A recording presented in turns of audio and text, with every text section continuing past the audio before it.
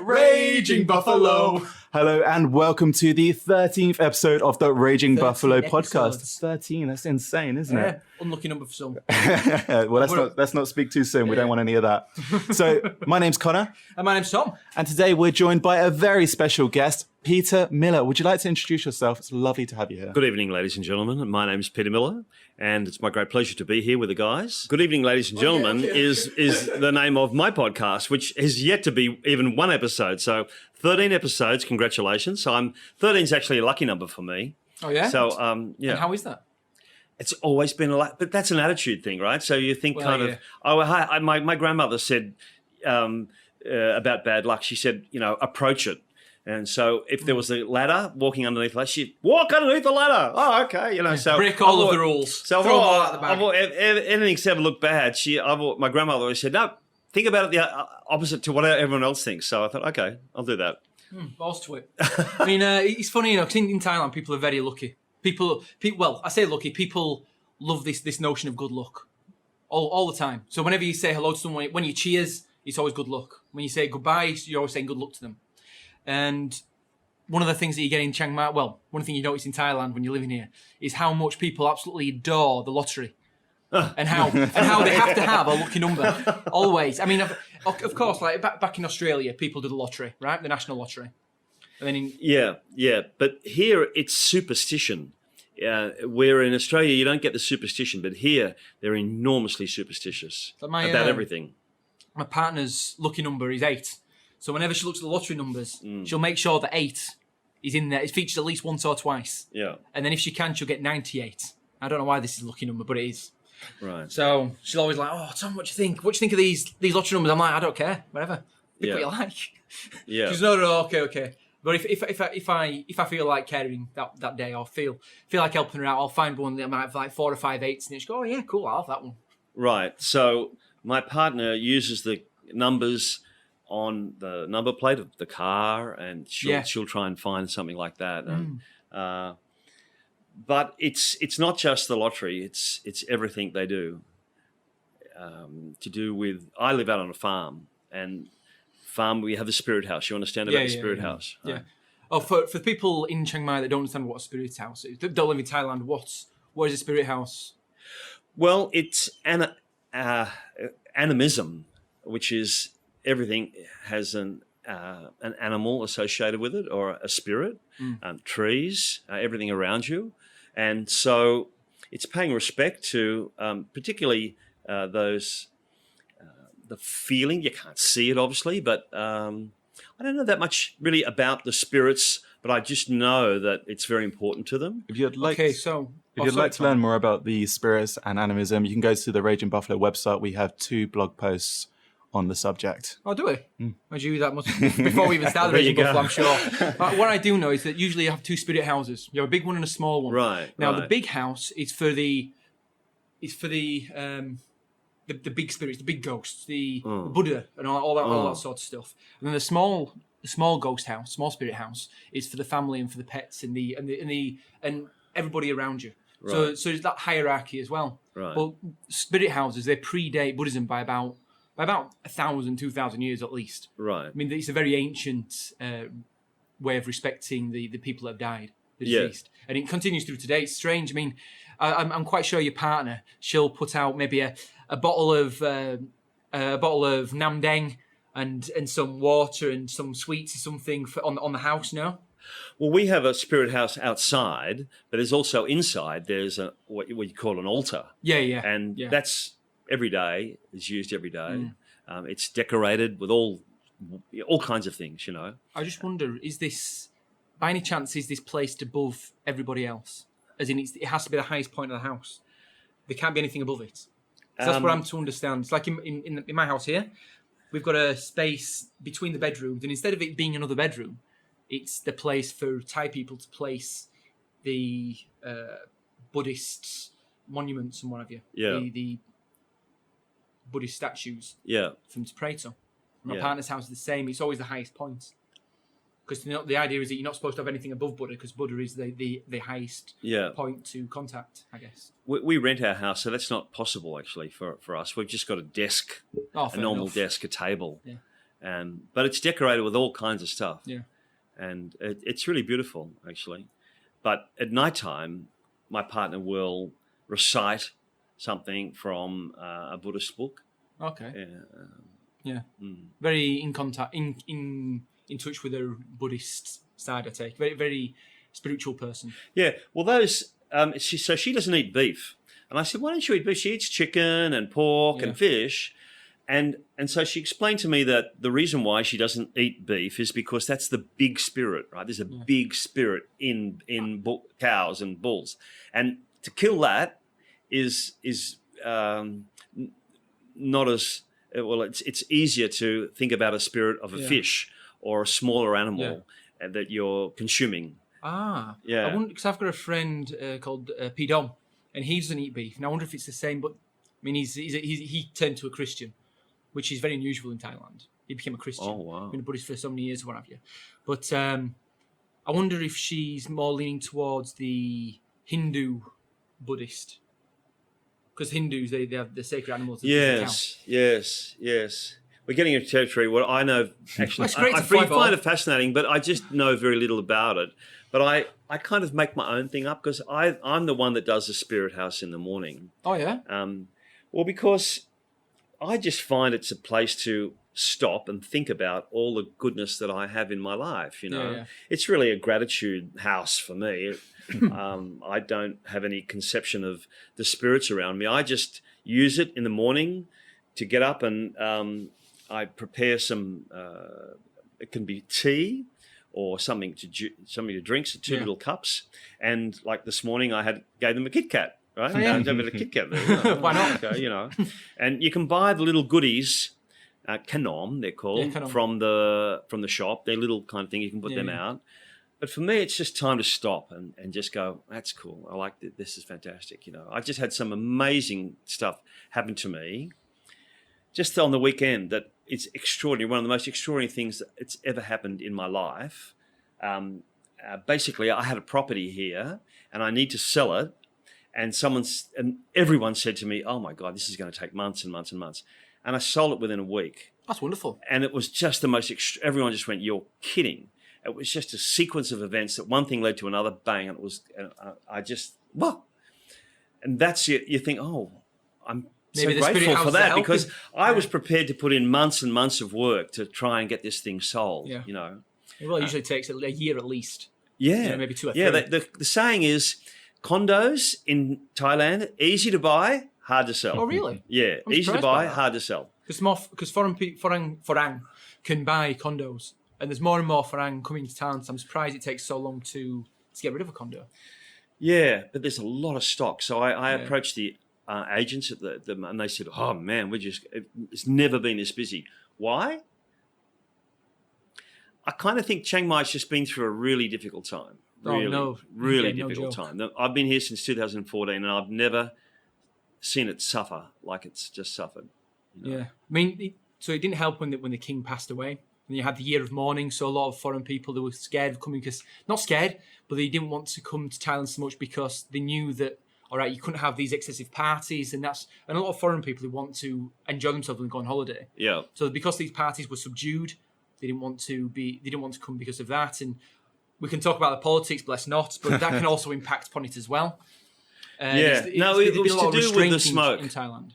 That was the most difficult thing. That's the burning season. That was very difficult. That buggered everybody. The smoke the smoke season that's just gone. That was horrendous. Horrendous. I mean, the year before, I thought it was bad last year. But then the problem is that obviously, because 10 months go by, and you forget how bad it was beforehand, unless you look at the figures. Oh no, this was extraordinary. It's like it was urban vandalism, basically. Yeah. On a mass scale. Well, it doesn't help that you have the farmers that they burn the crops to get the mushrooms, and that's a big contribution to it. It's never happened before. I've never heard of that. It's the first time I've heard it this year. Huge. It's a huge industry. I don't know why. Well, I've heard about the crops being burnt. You've seen Fair the enough. mushrooms, right? You know the mushrooms I mean? Yeah. The I've had small them. mushrooms, and they have them every year at this time of year. Yeah, It's because yeah, the yeah, farmers are paid by, say the Chinese companies or Japanese companies, and they burn the fields, and then these people buy the mushrooms from them. So the problem is that the government is saying, right, we want you to stop burning your fields, so you stop finding these mushrooms. But then, where does their income come from then? And you've got this. There's a whole lot of controversy. reasons, Yeah. but it went on and on and on. Normally, the burning season lasts for 2 months. Yeah. This was going month after month, and Yeah. you just couldn't. I couldn't see an end to it. People were leaving, and for many times, Chiang Mai around the world had the worst pollution Yeah. of any city Worse in than the India. world. Right? Worse than India. What? Unbelievable. It was, And so absolutely people ludicrous. see that and they go, "Well, I'm not going to go there." I think, well, it does clear up. No, I'm not going to go there. So it's been through a really tough time. I'll say this: myself and my partner, we've been saying, well, next year we want to be able to get a bit of money together and go on holiday and take the kids, because it's horrible for breathing in and for the kids as well. And we've got one of the kids is susceptible to coughing and to having lung infections. So when you've got this pollution around, it's really not good for you. But anyway, we've been talking about pollution. We've talked a little bit about the spirit houses. But we want to talk a little bit about you, Peter. So you've been in Chiang Mai for how many years now? I got here in May the 26th of 2014. Okay, cool. And what made you want to come to Chiang Mai, to Thailand? Well, I was on a mailing list of a guy who I didn't even know he had a business here, but he was just he ran an online business. He ran a portal and his portal that he developed had everything. It had sales letters. It had you could do sales funnels. You could do autoresponders. You could do sales pages. You could collect money, and it was a really all-in-one system.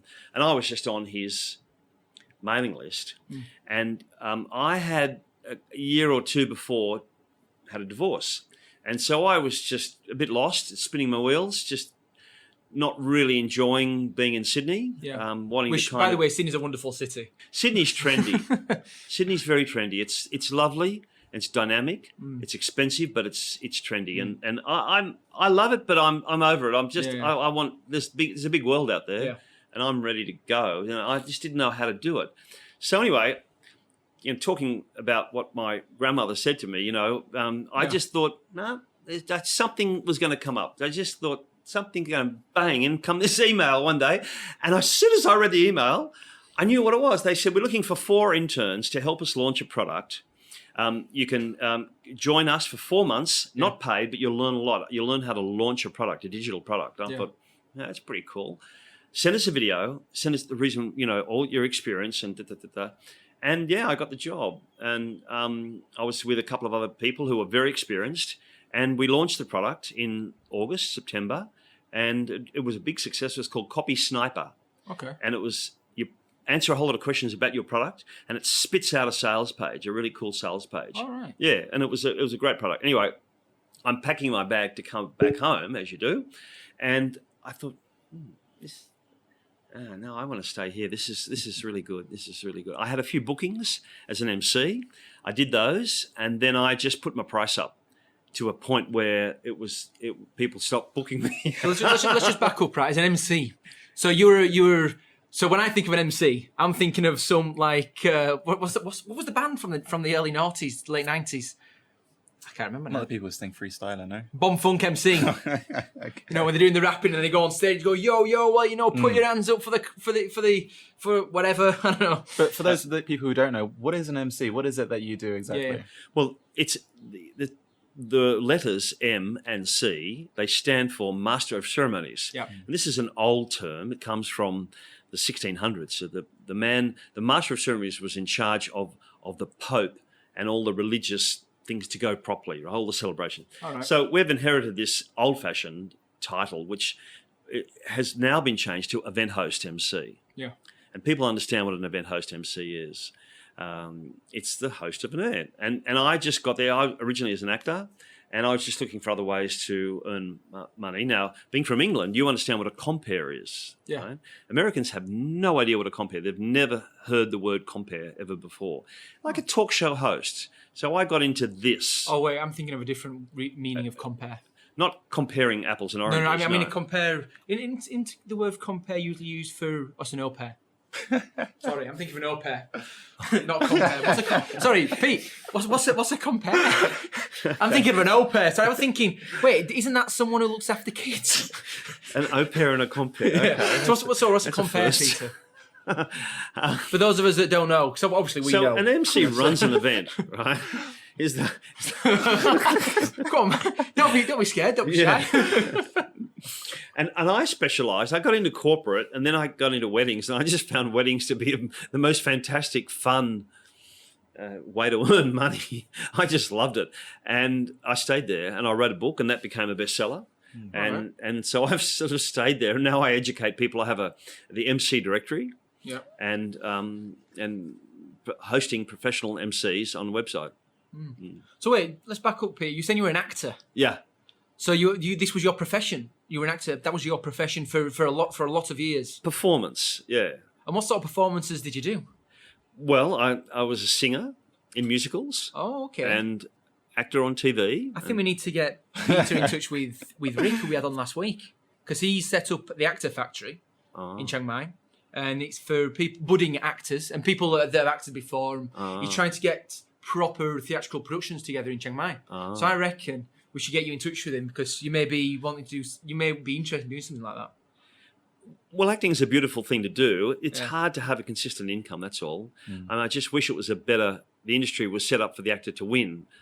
Oh. You know, the actors are the last of the food chain behind the director and the producer and the writer and everyone else. And that's just an unfortunate part of it. So it's a lovely thing to do. They're good for the soul, a really good thing. If the whole world did a bit of acting training, well, I think we'd all be in a better space, because it's all about feeling. Yeah. So earning your feelings and understanding your feelings and not being frightened of your feelings and being able to recognise and be conscious of your feelings. Yeah. And that's all it is, and it's a great thing to do. So did you act predominantly in Sydney? Or did you go around? Oh, well, no, actually, I went around the world. I came here to Chiang Mai, believe it or not. Oh, did you? Yeah, back in 95, before you were born. Right? Before they had tarmac on the roads, I'm sure, yeah. Before I was born? I was born 1987. Still very young. You're a toddler. Maybe before you were born, Connor. Hands up. When were you born? 93. Oh, wow. So almost before you were born. Yeah. So what performance were you doing in Chiang Mai then? Oh, well, it was a play, a musical called South Pacific. A very famous Hammerstein, what's it called? Who wrote it? Oh, God. It's very famous, you know, and all those old musicals, Oklahoma and South Pacific. There is nothing like a dame, nothing in the world, you know, and all that sort of stuff. Is South Pacific the film that was... Is it an Australian film? No, it's American. Oh, is it? It's about the World War II, Americans in World War II on an island in the South Pacific, right? Yeah, and it was a big production. We went all around the world doing it, and it was great. It was really great. And that was really the one big ambition I had. So I achieved the ambition, but I was away from my family for 3 years on that, coming on and off. And so when you come back, people go, well, what's your name again? You know, and they didn't even recognize me. Yeah. And I lost all my contacts and I started all over again. And I thought, And in that time, my wife, we'd had a child. And so I thought, no, I love acting. I don't want to give it away, but how do I do this without leaving Australia for such a long time? How'd you set the qualities of acting and remaining in situ? Being on stage as an MC is the same sort of thing. But you're away if you go for a conference, you're away for one night or 2 nights. Yeah. So it's perfect. You know? So were you doing something like The Wedding Singer? Is that the sort of role you fell into, that sort of line of practice? Kind of. But the wedding MC deals with everybody. It's a great job because you use both sides of your brain at the same time. So most people can be organised. Yeah. Or most people can be entertaining. But the MC's got to use entertaining and organised at the same time. Yep. And think on their feet a lot. Because things are going on and you can't say, hang on, wait, how are you? You've got to be really flexible, adaptable, fluid and everything. So what sort of thing would you do? To give us an example? Of this situation where you're working as a wedding MC, you have to organise and talk to people, communicate simultaneously. Oh, well, it's a live event, so things never go to time. Yeah. so you've got the bridal party and the bride and groom and the parents, and they're kind of the VIPs, and you've got to look after them. But they can be rowdy, they can get out of control, they can be helpful at the same time. But you've got to manage the alcohol for them. I had one woman, she was Croatian, and she had not had much alcohol in her life. Yeah. And it was her son's wedding, and about half an hour before the whole thing I was about to introduce them, we found her slumped in the toilet in the ladies' restroom. She'd had champagne. She'd never really had champagne before. Yeah. And she was a mess, a complete and utter mess. So, the MC's got to be a good actor in the fact that, no, nothing's wrong. Absolutely nothing's wrong. We're all cool, and go with the flow. And keep the balls juggling in the air at the same time. So we started about an hour late, trying to get her straightened up. Yeah. But also food can be late. Speakers. A wedding is a sexy kind of environment, but it's nervous as well. Wait. A wedding is a sexy environment. Yeah, absolutely. Because they're exciting. And there is a sexual tension at a wedding, definitely. So I was going to say, Pete, I've never gone to a wedding where you got strippers and you got all this sort of thing cracking off. No, but often is because there's relatives come and the young guy's about 17, 18-year-old, and he hasn't seen his cousin, which is a girl. He saw her when she was 10 and she was pretty cute then. Well, now, she's the same age, and he goes, wow, look at you, darling. We're related. How about it?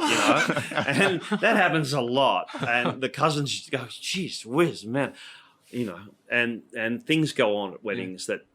You ever been to a wedding in Thailand? In Thailand? No. I've been to weddings in Thailand, but I haven't emceed any here. I think they're a bit less sexy in Thailand. They're a big event. They're a big event. It's all family based, very, very family orientated. Yeah. There's a lot of drink. Yeah. Well, Thailand's a completely different Yeah. scenario altogether than Sydney or Australia, I want to address an issue, Pete. When you so just detaching from the wedding MC for a second, how should we address you? Because we haven't talked about this yet. Your name on the message was Pasakon. You called Peter. Oh yeah. So that's just to remind me not to take life too seriously, really. All right. So you took a Thai It's just a name. Well, it's to get away from someone who was trying to find me, an ex of mine, and so there you go. I'm escaping. Pasakon. That sounds like a good name. I use that. There was no way she was going to find. But also, the name Peter in Thai. Do you know what that means? No. Cockroach.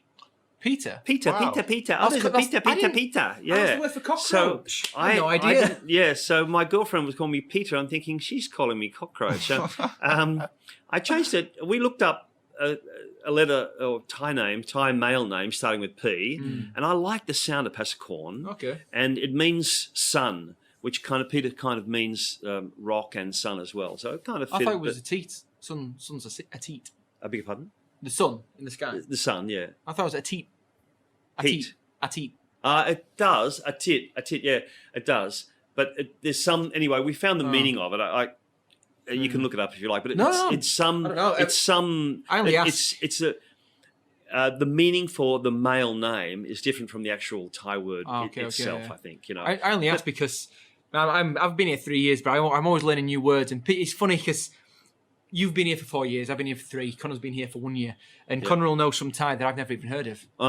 But then I'll say some Thai, and then you yourself, Pasakon, may go, oh, Tom, I've never heard that before. And it doesn't matter how long you've been here, you can always learn new words from people that have been here for a different length of time to you because you're in different situations. Yeah. Well, yeah, basically I kept it. It was supposed to be a joke and it was only going to go for 1 week. And I just, it was just it was at one night actually when we just went, and it just stuck. How long has it stuck for? How long? Yeah. Probably a year, I guess now. All right, okay. Yeah. But it's also just to remind me that, people get very serious about this Facebook thing. And I'm just not that serious about it. It's to remind me it's only a name, right? Yeah. It's a name, for God's sake. That's all. It means nothing, really, at all. I do have a separate business Facebook profile. Oh, yeah. And none of the people on my Chiang Mai Facebook profile have anything to do with the other one. Oh. The other one, people on the business one will not know I'm in Chiang Mai. Okay, then. I'm Yeah. not. That sounds very seedy all of a sudden. Well, all I my tr- business associates do not know where I am. We'll keep No, it that it's way. just- it saves explaining what I do. Actually, it kind of think, oh well, if how do you do business? They don't understand. Originally, when I left Australia, I moved to Indonesia, and I was in Bali because there's a huge wedding industry in Bali, enormous wedding industry, and I could pick up Bahasa Indonesian quite easily. It's an easy language to speak, and I thought, and there's MCs, professional MCs everywhere, and I thought this is cool. Well, I kind of relocated all the addresses and everything to it, and it was a mess. It was really messy because people couldn't get it. They just didn't. Oh, what are you doing there? And I just didn't want it to get. I didn't want to take that out of the conversation and be just MC. Okay, so how old were you when you stopped acting? When you decided that you'd had enough of acting and you wanted to go into MCing? Well, it was a gradual thing. Once I achieved that goal of being in a big musical, I decided to kind of put my family first. I had children, young kids, and I just said to the universe, I want to be able to use my acting skills, but I just don't want to be hooked into the going away for a year again. And lo and behold, I went to the Actors Centre in Sydney, and I was looking they had acting jobs there. I'm looking on the notice board, and they said microphone promotion. Use your acting skills. I went, oh. Okay. And basically it was spruiking. You know what spruiking is, right?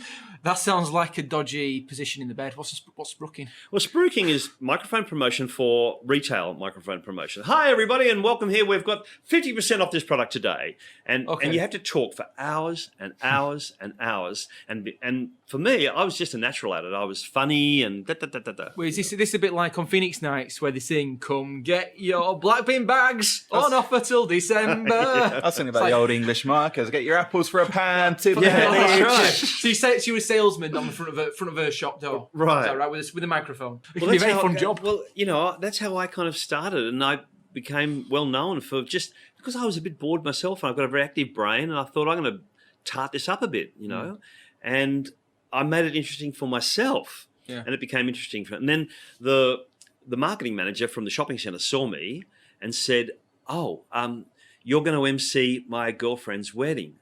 I went, no, I've never been to a wedding. I've got no idea what to do. She said, it's worth this much. I went, well, maybe I could probably learn it. She went, is it? I said, next Saturday, and this was Tuesday. I thought, So I had enough smarts to ring somebody. I ring a DJ in the Yellow Pages. I just looked up the Yellow, and Wedding Entertainment Services. I thought, okay. And the name of his company was A Ball Entertainment. So he was right at the top, and he lived near me. And I said, mate, can you help me? So he was really good. He's still a mate today. Rick Chesham, his name is. And he gave me the templates, which started that book there, the You Can Be a Wedding MC, the book. And that book is a bestseller and has been for many, many years.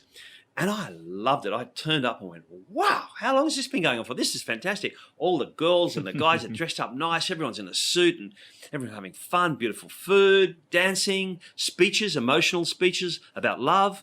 I just landed on my feet and I've never looked back. Oh, wow. So as soon as you'd done this wedding MCing, you went to your manager and said, sorry, boss, I quit. This Monday I'm not coming back into work. This is my job now. I'm going to be a wedding MC. See you later. Sayonara, sucker. Well, that sounds like a lovely spot to just take a quick 5-minute break, and then we'll come back and we'll continue and we'll talk a bit more about this then. Great. Fantastic. Do you hear that? Yeah. Those cheeky monks are at it again. Wat Nam Keng Sai Dang. Find it at your local Wat any time of the day. Your local what? What? Huh? What? The Wat. Oh, 50% off. 50% off at the Wat. Wow. Nam Keng Sai Dang, Nam Keng Sai Dang, Nam Keng Sai Dang, Nam Keng Sai Dang, I want some now. What? Let's go. That'll be all right, is that? Yeah, it's good. How about that Wat Nam Keng Sai Dang, eh? The what can I The Wat Nam Keng. The what nam keng sai deng. I don't know about you, but I'm really hungry now. I want some what nam keng. What nam? Blah, blah, blah, the what nang? What is it now? The Wat Nam Keng Sai Dang. Okay, the what nam keng sai deng. What about you, Pete? What do you Hiu think? Nam. Are they? Hiu Nam. Which Hiu means Nam. I'm thirsty. I used to think Hugh Mag. What do you want? Food or water? Hugh Mag, Algin alai, prawa. That's been one of the biggest challenges of my life, and is learning Thai. You think? Indonesian was quite easy, but Thai is different. Wow, that's a real challenge. It's good, but it's taken me a long time. I actually did the 1-year course at CMU, Oh yeah. and I came out of there not much better. Oh, fair enough. Have you had Nam King Sideng before? Do you know the? Have I had it? dessert? Drunk Yeah, it before? The Nam King. It's a dessert. It's a Thai dessert. It's one of our Tom's favourites. favourite desserts, One of my yeah. favourites. One of the best desserts in Thailand. It's just a load of crushed ice. It's a bit like a snow cone, or a bit like it's more like a snow cone than it is a slushy. Yeah. And you got all this ice that's been shaved, and they put on the nam deng, Yeah. you know, the red juice, and they put on the sweetened Carnation milk, right? Coronation milk. Yeah. Carnation into not coronation. I always say the wrong word. Carnation. Carnation milk. Yeah. And at the bottom you might have the what do they call it now? Palm. What is it? The seeds of palm seeds or whatever it's called. I don't know. Or you get some beans and sweet corn or whatever. It's great. It's weird. Yeah. But I really love it. It's Yeah, delicious. the dessert's great. Yeah. But yeah, after a year of I met some lovely people there. We had a great time. It was a good social circle. Oh yeah. But ultimately, I learnt Thai through a guy called Gary Orman, who is originally from South Africa, and then he went to England, but he developed his own complete style outside of every other person's teaching, basically the same way. Yeah. His way is completely different. It's politically incorrect. He uses he divides it into 3 sexes: boys, girls, and ladyboys. Okay. Right, and that's how you recognise the consonants and the vowels.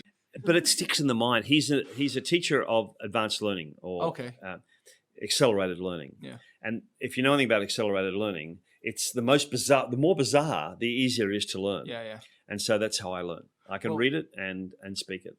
So the way that I taught myself Thai is that for the first 2 weeks, I've got a whiteboard just up there behind you there, Peter, and that's been with me for about 2.5 years, 3 years. And what I did is for the first 2 weeks, I just learned the alphabet. I learned the alphabet and I learned the consonants and the vowels. Learned them all. 44 consonants and 47 vowels. And you just went through five letters at a time. And you, for half an hour, rub them out, write them again, rub them out, write them again, saying them at the same time as writing them. And then after that half hour, I'd go on to the next 5 letters. Then after a half hour, I'd go through all 10 letters and see if I can remember the first 5. And I kept doing that until I knew all of the alphabet and all of the consonants. Because I think that the best thing to do is to learn the alphabet first. Because I don't know about yourself, people, when you hear a new word and you're not sure how to say it, or you're saying a word and Thai people just don't understand what you're saying, I always think it's better to get the Thai spelling to learn it, as opposed to just getting an English knockoff That's version. how Gary approaches it as well. But he's really smart because he said, well, out of the 44 consonants, actually only half of them are used. Yeah. And so he's kind of discarded the other half, which makes the learning quite easier or quicker. And then he's kind of just been able to identify what you need to learn and get rid of the rest. Well, the more you're in Thailand as well, and you see all the signs, and it's when you first get here, you see all the signs and you go, what on earth is going on? And now I'm not very good. I can read Thai, but if I'm driving down the motorway, driving down the highway, and you see the signs, all right, some of them you can read, but if it's more than 7 letters long, I'm gone. I've passed it and I'm still thinking about that word. Yeah. But if it's 7 letters or less, I can usually gauge it. Yeah. It's just a long-term thing, and it's great for my brain because that language part of my brain's never really been exercised that well. Well, you say that, but you are being an MC and you were an actor and you were involved with language. Yeah, I throughout like your the whole English life. language, but actually learning another language. Okay. I didn't really sit down and learn the English languages. It was just what I picked up around Yeah, me. you just hear it, don't you? To sort of consciously sit down and learn another language, I've never really done. Except for Indonesian was so easy because you can look at the word and you can basically sound it out. I guess it's a bit like Vietnamese, isn't it? Because in Vietnam, they've got the English... Well, they've got the French alphabet. Yeah. Because the French invaded, 200 years ago after the Chinese had left and all this, that and the other. And Well, it was the Jesuit priests who put, or the French priests, Christian, that put the French, Vietnamese alphabet together. Oh, okay. Yeah. I know a little bit about that. Yeah. All right. Yeah, I was married to a Vietnamese for a long while. Oh, wow. Mm. Okay, then. Fair enough. Where are we going to go with this? So, you've been involved with language, and you're all about speaking. And throughout your whole life, you've learned how to be confident with your own speaking, and you've learned how to I develop didn't your own start that skills. way. You know, when I got to acting school, I did a 3-year acting class. They said, you have the worst voice we've ever heard in ever, because I had a real nasal Australian accent, and Oh, no. I grew up in working class, and I thought that's how everyone Oh, sounded. mate, twice all day long. Yeah, you I don't go, mind, mate. Yeah, Oh, mate, you bloody got me. ripper, mate. Yeah, Oh, bloody hell, You mate. know. Ah, Struth, mate. And so I thought that's how everyone sounded. Yeah. But they said, no, you've got to improve your voice, otherwise you won't get any work as an actor. Yeah. And so the things they gave me, the exercises, and it radically changed my whole life, because suddenly I wasn't ignored. You know, when people open their mouth, you kind of unconsciously make all these decisions about them. Yeah. How intelligent they are, and how on the ball, and all kinds of things, you know, what sort of society they come from. And so our aim was to get to an international kind of act. So people couldn't really tell where you're from. They could understand you, but the part about a voice is to have a resonant voice, which is at the front of the face. Right? You know, I'd love to jump in just a second here. There's one actor I bet you could never place where he's from, Right. and that's Patrick Stewart. Oh, right. Right? Patrick Stewart's got a very powerful voice, very commanding voice. Yeah. It's You know a he's big from skill. England, but I bet you never know where he's from. No, that's true. If I was to guess. That's true. He's And a he's- very good actor. Yeah. I can tell you where he's from. He went to the same school as me when I was a kid. Oh, really? And he used to talk like that, proper Yorkshire, you know. Ah. And since all of his acting is now very powerful, commanding voice, and talks like you don't understand where in England he's from. Yeah. His Yorkshire dialect has completely left him. Right. I don't know how he does that. I can't do that. Well, your voice is supposed to turn people on, not off. And most people's voices turn people off, so they don't want to listen to them anymore. So it's a great communication skill. We communicate all day, every day of our life. You may as well be pretty good at it. you Yeah. know. So the things that aren't taught at school is communication skills and money management. And those two things are essential. We do them all day, every day of our life. And so I wasn't really that involved in school. I liked sport, but I hated all the subjects, economics and history and all that sort of rubbish. I couldn't wait to leave school. Yeah. It's funny, we talk about monetary learning. My mate Bernard, he's got a son here, and he's just started going to high school. And he used to give him, pocket money give him money every day for his school lunch. But now what he decided to do, because he wants to teach his kid how to look after money. Right. So he seems to something that's more of a family thing, where you learn how to use your money. I mean, I had a paper round when I was a kid, and I remember when I lost a tenner from the first week that I got. So it used to be £9, so I get £4 and a £5 note. And then this 1 week I got a raise, 10 quid. Amazing. That's amazing. An extra £1? Oh, I couldn't even imagine what to do with that extra £1. And I put it in my pocket and I rode home. It's only a couple of minutes. Got off my bike, put my hand in my pocket, £10 had gone. Oh. Oh, the 6 days of work, every morning, half an hour on my bike, going round. What, it fell out of your pocket, did it? Yeah. No. Bugger. I went back 2 or 3 times, couldn't find it. So I was gutting that was. So it just reminded me that when I get my money on a Saturday, I always make sure I've got pockets that have got the zips on them. But as I say, Bernard is just giving his kid. He just started this last couple of weeks to give him let's say 1,000 baht or how much money is a week for his money for during the week, and he has to be able to ration it out himself. And he said the first couple of weeks, or the first week, he spent it all in 2 days. He didn't understand the value of money. He didn't realise how quickly it could go. Whereas now he's slowly learning to get a grip of it and not spend so much so quickly, which is great. Yeah. But as you say, they don't teach it My at school. dad really taught me a lot about finance, really a lot, because he came from nothing. His parents were, they had a fruit cart. They used to ride a fruit. So they left early in the morning to go and get the fruit. They'd sold it in the street, and they pushed their fruit cart home at night time. So they would get home about 8 o'clock. And so he was left alone. He was an only child by himself after school, and he used to spend a lot of time with the neighbours. The neighbours loved Monopoly. And so my dad became really good at Monopoly. And he just took that into real life. And so he bought his first property and he built up a property portfolio. And, Oh, wow. And yeah, and I used to go with him and collect the rent and so forth like that. So kind of that's what I started to do as well. But unlike him, I can renovate. So because I used to work on films, when I was an acting student, one of my best friends was an art director on films. And he'd say during the holidays, come and work on films. And I loved Oh, wow. it. I learned so much. And so, this is what I do now. I bought and sold properties and I renovate them. Oh, wow. That's really cool. Yeah. Isn't it? It's a good skill to have, really, really good skill. If you're going to be in a property, you've got to be able to renovate. Of course, That's where you make the money. Yeah, you're going to be able to make it something And coming from you want. Sydney, everyone's into it in Sydney because you can make a lot of money. In fact, I stayed here for the first year. I sold my house in Sydney. I made enough money to live comfortably for a year. I bought it for 300 and I sold it for 1.25 million. Oh, wow. Just like that. It's not bad. And that's not pretty good, uncommon is in Sydney. Sydney's, you can make tons and tons and tons of money. Whereabouts in Sydney was it? Which location? In Sydney, Yeah. near Chatswood. Okay. Yeah. I'd say one of my favourite places. If I was ever to live in Sydney, if I was wedged, I'd go live in the Rocks. And it's a beautiful place. The Rocks. Yeah. Right. It's a wonderful place. Yeah. I had friends that lived on the outskirts of the Sydney city, of going up towards the big park at the top. I can't remember the name of the area. Right.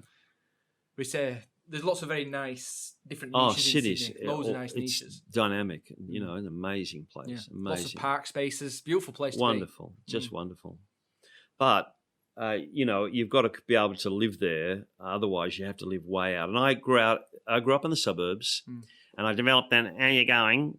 In nasal or in the throat. They said, people either speak in the throat, which is very breathy and has no power there. Yeah. So they just taught me to develop the sound coming from the mouth, which is where it's supposed to be. Yeah. And so we used to do the exercises of having the candle out here and trying to speak so to blow the candle out and it just forces the sound out there. This is where all the warm sounds are. That's like the way you speak is to do with, or the way you sound is to do with the bones in the face. So if you have your voice and the breath going forward, it resonates. Yeah. And that's how you can tell people how they, especially singers, right? Particularly it's a little singers. bit of knowledge there for us, Connor. Isn't it? Interesting We should stuff. get some of this. So going from that, Yeah. you're now living in Chiang Mai, right? And you've come here with all this knowledge of how to speak and how to get people to speak better. Right. Now you've got you work online, is that not right? Yeah, as a speakers coach, speakerscoach.com. Yeah. And what do you do what does that do? Well, I'm mainly concentrated in emceeing. So to be a speaker and to earn money as a speaker, you have to, it's a hard gig, that one, because it's very inconsistent, a bit like acting. Yeah. So I got into it and I found that a lot of speakers make good MCs and it's a great way to increase your income or to instead of the highs and lows, Yeah. one week you're earning a couple of $1,000, next week nothing, no bookings, It's not like a 9-to-5 job at all. But emceeing is a way to increase your income, but it's a very refined version of public speaking because you come on stage, you're only on stage for a couple of minutes and then you're off and you've got to make a major impact. You've got to say a lot. Yeah. So MCs are experts at brevity.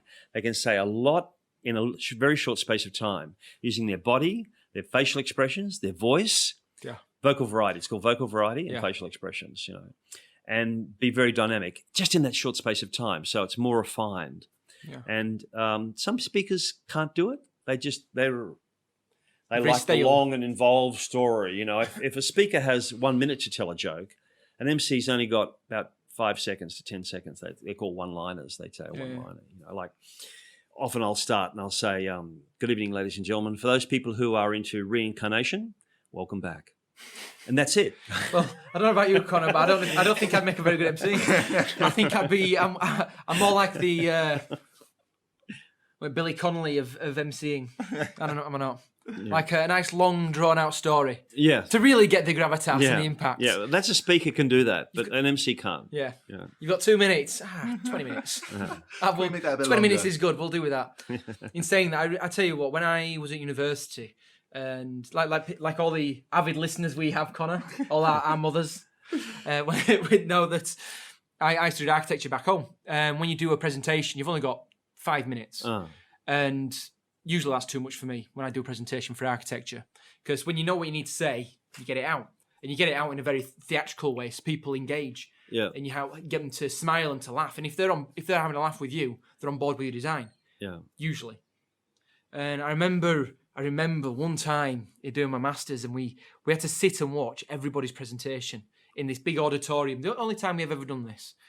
And you could just see everybody falling asleep because they didn't know how to get people interested, get people to perk up. Why isn't communication skills taught at school? I've got no idea. Well, this is such a crucial skill, a big advantage. It's true. But they're not taught.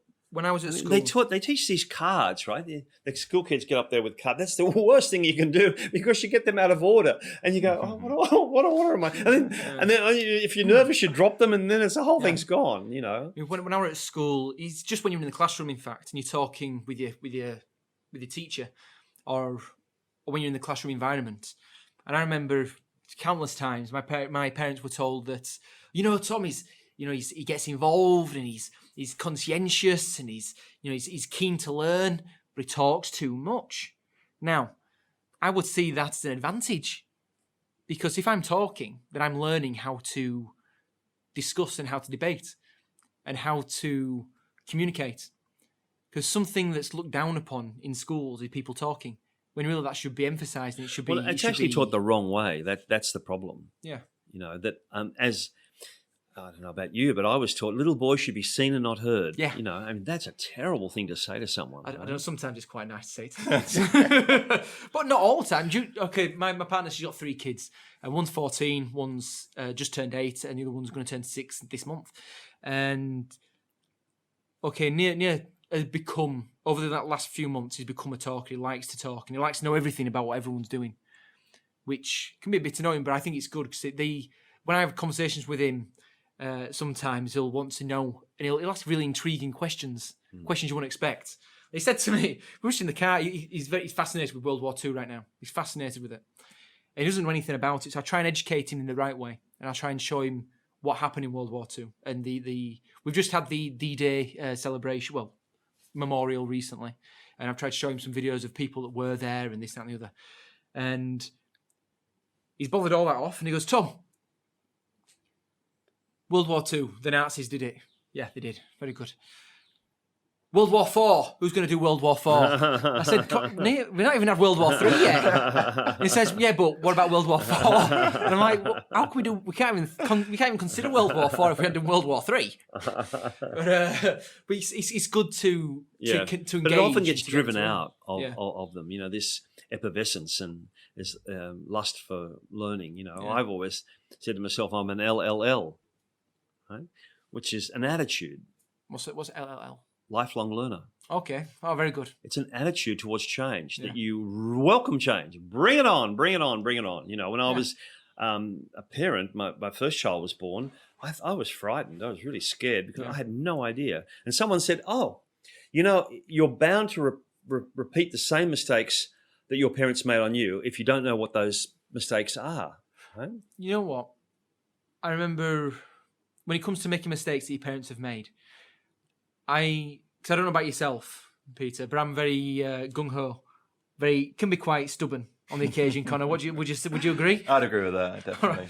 And for me, it doesn't matter what my parents tell me, I'm still going to do exactly what they did. But it's how quick you learn the mistake, Because everybody will always make the same mistakes. It's just how quickly they learn it. No, but it's change. It's an attitude towards change, and you've got to be able to say, well, particularly with technology, and you're probably born into technology, but it's for me, it happened around the late 90s where the internet came on. Bang. Up to that point, change was quite slow, but all of a sudden everyone went crazy. And I was an actor at the time. I thought, well, actors don't need to know computers. I won't do it. And suddenly I started to see everything change. I thought, no. And then my daughters, I thought, well, I got to keep up with my daughters. Yeah. So I became very good at Macintosh and Apple. I bought an Apple, and I'm very good at that. Okay. Can't understand PCs for life, but Apple Macs I'm really good at, and I bought them 2 iMacs each, and now they're very, very good at them as well. But I just wanted to keep up with them. Yeah. And I think a lot of people, if you don't adopt that attitude of change, you're in trouble, really in trouble. What's the phrase? If you're not busy doing, you're busy dying. Right. Is true. That's a pretty accurate phrase, isn't it? Because it's like yourself. I like to always make sure I'm keeping up with things and learning new things and doing like the podcast, Connor. This is all new to us, isn't it? Yeah, that's it. And every day we're learning something. And it kind of like suits us both because Tommy loves talking, loves meeting new people, and I love all the techie stuff and making things work. So we got a good sort of got a good synergy between us, haven't we? Yeah. And we've got a new advert coming out this week, haven't we? which is one for the listeners to watch out for, because it's not an audio advert; it's a visual advert. It's pretty sweet. I showed my partner when as soon as Connor had made it, and she doesn't usually laugh. She goes, "Oh, that's funny." She won't laugh. But this advert, she was watching it because it's a developer. And she just starts laughing. She loves it. Thinks it's really good. Yeah. And it's good that we're able to have that. I don't know where I'm going with this, but it's good that we were able to meet in the gym all them months ago, and we're able to learn something new and do something different. It's a good creative outlet as well. I think it's important to have something and to keep your brain busy and keep learning. Yeah. Because a lot of people, a big problem I have, or a big problem I had, is when I first came to Chiang Mai, I was like, what do I do with myself? I've got all this free time. I'm doing bits on the side and that, but it doesn't stimulate the brain enough. But if you have something, such as the podcast for us, it gives you something to do. It gives you almost that sense of purpose, if you will. Well, that's why I started with the Nomad Coffee Club, because I had to give back to the community that had given so much to me. So we haven't touched upon this. So what is it that you're involved with here? Well, the Nomad Coffee Club is on every Friday. And it's been fantastic for the growth of the digital nomad. So did you set it up? Well, I kind of inherited it by Johnny FD. Johnny FD, he didn't start it, but he took it over, and then I took it over from him. Okay. And he left and travelled, and I like speakers, and I like to be involved with speakers. I had a lot of experience in that, and so it wasn't a big hurdle for me to do it. And also, I needed to keep up my emceeing. It's kind of a skill that you need to keep sharp all the time. All right. Going to the gym. Right? Yeah. and I met some fantastic people there, but then I moved out to the farm, and I couldn't do it anymore. That's all. Oh, so you don't do the Chiang Mai Coffee Club anymore? No, not the Nomad Coffee Club. No, another guy called Steve took it over, and now he's left. So another guy from New Zealand has just taken it up. But it's great that it continues to go. Because the brilliant thing is when something's autonomous. I mean, I'm at the moment, I'm in the process of creating a rugby club, like we've discussed numerous times. We're always looking out for new players. In fact, because we started advertising in groups this last couple of weeks, because Connor now has introduced me to how to interact with groups online. We've got a Thai lad that's going to come play with us this weekend, in fact. Is that rugby union? It is, rugby union. Is that rugby union? I used to play rugby union, In fact, I played rugby union in England. Did you, Pete? Why did you come with my school? We had a school rugby tour. Oh yeah? You went to England. Where'd you go to play in England? Haileybury College. Or, I don't know. Yeah, in London. I'm taking. I have to think about it. It was a while ago now. But Cambridge. I went to Cambridge. Cambridge, yeah, it's a beautiful place. Cambridge. I like rugby union. Well, you're more than welcome. Literally, seriously, you're more than welcome to come down and join in. We've got players from 54 to 17 years old, 15 years old. Right. Big range. Wow. It's a new club, an amateur club, where it's all about engaging the community and getting community interacting with one another. Yeah, and to give Thai kids the opportunity to aim for something. Because we've got a league starting in August, 3rd of August, we've been working on over the last few months. And that's called the Lana Rugby Tens League. So it's Tens League, and we're going to play, every team will play 2 matches each week on a Saturday, and it'll be 1 week on, 1 week off. So we get time to think and to train and to work on the problems that we've had in the matches gone. So we're trying to slowly create this idea of continual sport playing, not just tournaments, but to try and bring over the Western ways of how we play sport, because it's a good way to develop children and develop kids into learning new skills. So the Sevens is on in Japan at the moment, is that right? It's just finished, I think, the Sevens in Japan, yeah. Oh, okay. And then they've got the Union, we've got the World Cup, is that World right? Cup is in Japan. Next year or this year? This year. Okay, this year in September. Right. Okay. Yeah, if you look like Rugby Union. Yeah, it's this year in September. if you're keen to play a bit of sport, you're by all means very welcome to come down and join us. Yeah, I understand that. I've just got to watch my injury level. That's all. Oh, don't worry. You know. Don't worry. You should see some of the other players.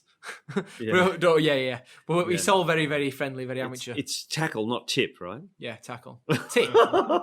Yeah, tackle, not tickle. Anyway. But this is the thing we're trying to bring rugby into Thailand, bring it in a big way because there's no organised sport here for amateurs. So Yeah. we're creating that organised platform Yeah. for amateurs. So in the next 5 years, you can see rugby developing in a big way in Chiang Mai and in Chiang Rai and in Lamphun and all over in Lanna district. Yeah, I think it's great. But I've never liked soccer. I think soccer's a terrible game, actually. Good for girls. It's a good game for girls. I don't say that in a nasty way, but it's perfect for girls. But rugby's good for guys, right? Well, Yeah. I don't mind as long as you like rugby. I'm happy. Yeah. So Peter, you've got a website online, and what's the website called? Speakerscoach.com. And speakerscoach.com. So we've talked about all these things that you do with speaking, but what do you try and aim to achieve? So with this? I started the Event Host Masterclass, Right. and this is 70 videos. 70 videos. Yes, You've 70. made 70 videos. Yeah, I used to have a studio here. Oh, wow. Yeah, green screen studio. Oh wow. Yeah, So and they're all beautifully produced. you had your own video, your own Green filming screen studio here. Yeah. Oh wow.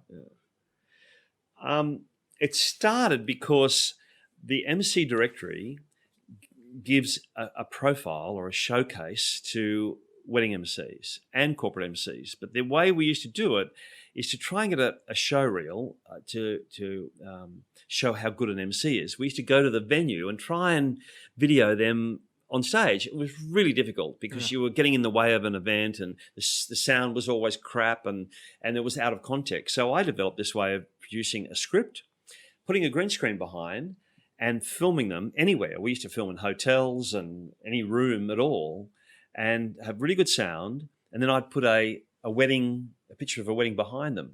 Oh. And you can see it online. Go to Event Host YouTube channel and you'll see it. And it looks real. And people go, wow, that looks amazing. Yeah. Right? And so that's how it developed from there. Oh. And so the Event Host Masterclass for weddings it takes you from the beginning to the end, right through everything you need to know. All right. And that sells. So I live off that, basically. Oh wow. Yeah, That's cool. yeah. No, I you started were, 9 to 5 in my early 20s and I discovered that it wasn't for me at all. I've never had a 9 to 5 job for a long time.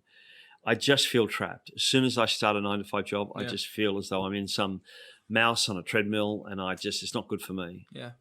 I get very depressed and so I had a great job. I mean, 9 to 5 job. I was with Warner Brothers Music Oh wow. as a promotions manager. So I used to go around to all the radio stations and promote Oh wow. Warner Brothers art. It was a fantastic job, but I still felt like I was on a treadmill. So I resigned. You know. Wow. Mm. So you like your freedom.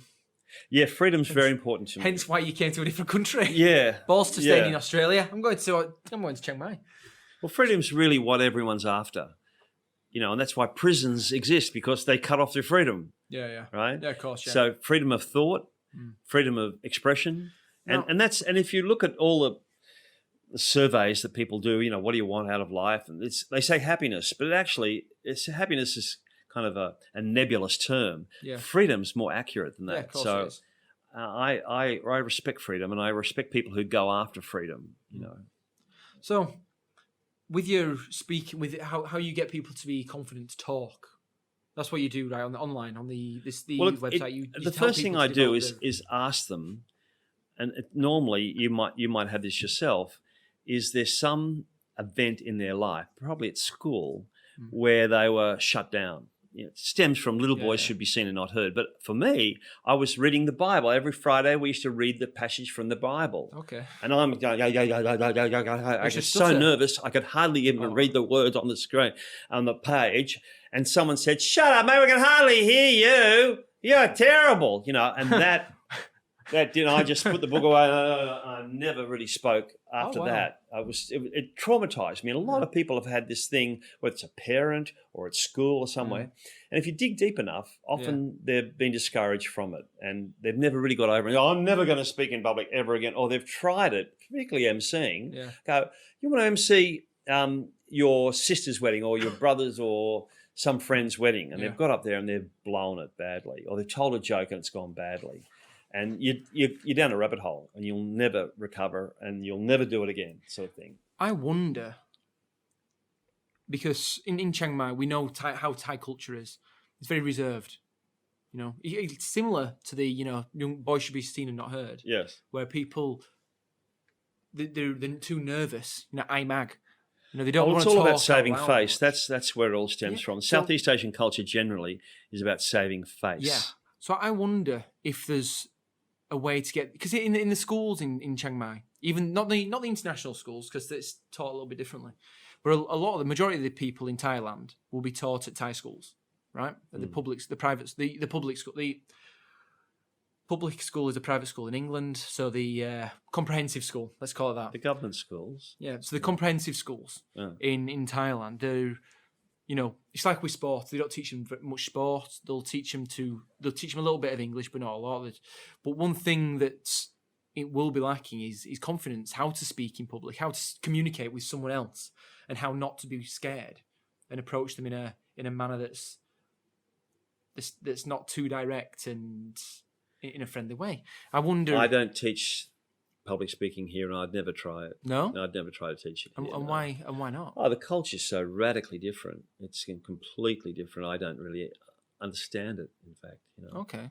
Yeah. No, that's in their DNA. I can't change that. Shyness, and the whole thing. I wouldn't even attempt it. Right, I'll bring you to last weekend. We had a rugby practice, and Dunn, he's our star Thai player. He's a phenomenal Thai player. He's 17 years old. He's been playing for 7 months with us. And when he first met us, he'd never spoken English before in his life. He'd never touched a rugby ball.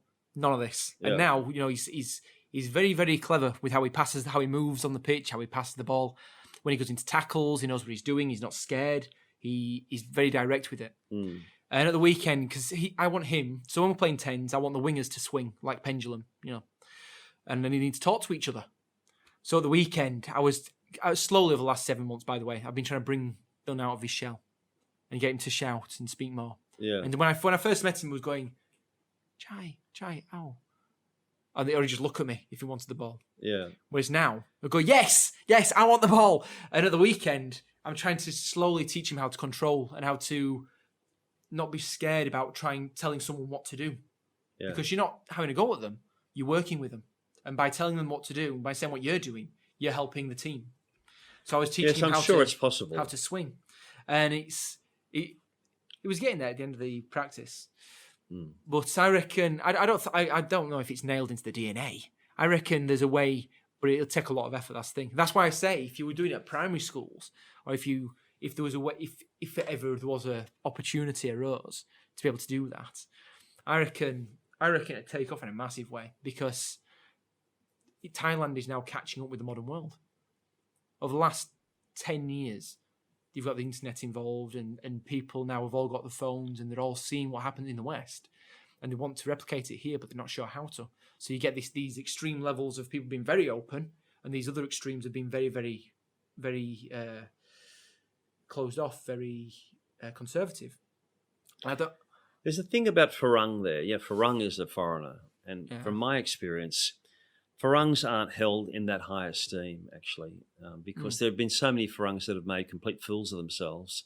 And you've got to kind of get over that. I mean, if you think about it, or if you observe it, there aren't many really in Haiso in Thailand, like a girl who comes from a well-to-do family, and particularly in, say, Bangkok. Very, very, very rarely will they have a Farang boyfriend. Is that so? Yeah, it just doesn't. It's not really regarded. Farangs are regarded as sort of a bit of a nuisance. Well, we know the expression kinuk farang, or farang kinuk. Kinok, sorry. You've heard that phrase before, Peter? No, it's this one. ask your wife. Farang kinok means foreign white bird shit. Right. And that's or it's just foreign bird shit, and that's how they refer to it. I mean, I just think they're a bit resistant to hearing messages from outsiders, and most countries are. I mean, in Indonesia, the word for foreigner is bule, B-U-L-E, which means white devil. Oh, really? Right? Yeah, they hate being told what to do. They just hate it, and they're completely xenophobic. about it, right? Because they've been told by the Chinese and all these other people for years, you must do this. And the Chinese came in and bought everything. And so they're over it. And they just want to be by themselves. They just want to be left by themselves, really. So, Peter, I know that you're not going to go into maybe potentially not working with Thai schools and what have you. But you're all about public speaking, about getting people to be confident in talking, to becoming MCs. And you've got a couple of books as well. Yeah. That you published. Yeah. And you've got one called, so which one came first? You've got Upfront in Control. No, they were both published at the same time. Yeah? But the wedding one really became a bestseller straight away. And that's in there. It's in its fourth printing, that one there. Okay, so we've got the wedding one, which is You Can Be a Wedding MC. Yeah, yeah. And then no book had ever been written like this before, that's all. And what I did is I got the templates. So in there, you'll see the templates of how to say exactly what to say. You just put in the bride's name and the groom's name. And that's why it was a big success, because it gave the words of what to say. All right, so you give a script. Your script, exactly. Yeah, all right, so you give a script of how to be an MC, and then you can then turn it into your own. Yeah, I wrote it for myself, because when you come home from an exciting event as a performer, it's midnight and the rest of the house is asleep, and I was often just buzzed out. And so I would sit up and I'd write, and one day I got double booked, and I asked a friend of mine, Gary, and I said, can you it was Saturday, it was just Wednesday, can you hop in for me on? He said, I've never emceed a wedding before. I said, well, I've got these notes. I've got these handwritten notes, and they were I'll never forget them, yellow paper, all hand scribbled. And in those days, we didn't really have the internet that set up like it is now. So I ran to the news agency, I photocopied them, and I put them in Express Post, and he got them on the Thursday, and they phoned the bride and said, I can do your wedding. Oh, great. He phoned me on the Monday. I phoned him. I said, how did it go? He said, wow, I love this job. It's a great job. I said, it's good, isn't it? He said, those notes you gave me, you've got to become a book. They're fantastic. He said, they really helped me a lot. And I went, yeah. And I just forgot about it. Well, he did another job for me, and he rang me and said, mate, you've got to put those notes into a book because they were fantastic. And so he was the one that encouraged me to do it. And bang, it's still selling. Wow, that's amazing. Yeah, and it sells for $47 as an ebook. Oh, wow. Which is extraordinary. You look at most ebooks and they're $1.99 and Amazon and all that. It's $47 is top price. Very rarely you will get an ebook above $47. Wow, it's impressive. And it's always been $47 since it came out. Maybe we should do a book, Raging Buffalo book. We'll do the manuscripts. Maybe not. We'll see. We'll think post, about it. We'll post the first 5 episodes. The first 5. He spot the word that's not a swear word. The first 5 episodes need to be banned. So, Connor, we've had a really thoroughly good time, haven't we? And you, Peter, you've had a thoroughly good time, haven't you? It's very easy to talk to you guys. You're a lot of energy and enthusiasm, and thank you for inviting me along. And thank you for coming on. It's been wonderful to have you on the show. And we've got a takeaway, Connor. We missed the takeaway last week. We usually do a takeaway part. I reckon the takeaway is, if you're in Chiang Mai and you want to be doing something that's different, a different type of job, different type of career, you want to go into speaking, public speaking, there's forums to do it. We've got the coffee club, the Digital Nomad Coffee Club. Yeah. My take on it is that because you use communication all day, every day of your life, you're speaking, there's never a day where you don't speak. Yeah. You may as well be good at it. And most people aren't good at it. Even just making your voice clearer and knowing how much energy it takes to be clear and communicate with people, that's a huge benefit. It's a big payoff. Yeah. And so that's my sort of take on it. Whether you want to get on stage and promote your product, like if you want to promote a product, public speaking is absolutely the best way to do it. There's no better way than getting on stage and doing a presentation. Yeah. Here in Chiang Mai, you've got this sympathetic audience called the Nomad Coffee Club. And if you've never done it before, you want to try it out, it's a really cool way. You get a video, we go Facebook Live. It's fantastic. I've seen lots of people go from Nomad Coffee Club to major stages. And there's a digital nomad circuit now of conferences around the world. And a couple from here have gone and spoken all around the world. I said, not only that, we've got yourself, Peter. So I'm sure if people are, would you have a chat with people if they wanted to have a bit of information about how to do public speaking in Chiang Mai? or would you? Or are you more like just keep it to the website and the books? I did the TEDx, but you know TED. Yeah, you did TED TEDx? Talks. Yeah, I did the TEDx talks here. Well, yeah, maybe we should. You've got a TEDx talk that's online. No, I coach them. Wow. The TEDx speakers here. So there we go. We got someone in Chiang Mai that's coached TEDx speakers. TEDx TED is an amazing corporation which do public speaking about different subjects, important subjects. TED has changed speaking around the world It's a forever. wonderful thing. They are amazing. So it started called TED in the US, I think in California, and then people went, I want that only 20 minutes, the maximum. You'll never get a TED talk longer than 20 minutes. Because that's how most people's concentration, and then TEDx is the same concept all around the world, and they have it here, and it's very successful here. It's been terrific, And not only that, we've got your website, which if they want to have some advice to do public speaking or to be a wedding MC, what's your website The first again? product I did before these was called 5 Easy Steps to a Fantastic Voice, and I was just giving back what had been given to me, and that's still selling. That audio and video and ebook is still selling. The ebook's called "It's Not What You Say, It's How You Say It," and that in itself is true. Okay. It's not what you say. People aren't interested in the words. It's actually the passion behind it, the meaning behind it, The emotion. the expression behind it, and that's what I work on. All right then. Lovely stuff. It's been a great day today. It's been a great day. Should we sign out? Are you joining us on the sign out?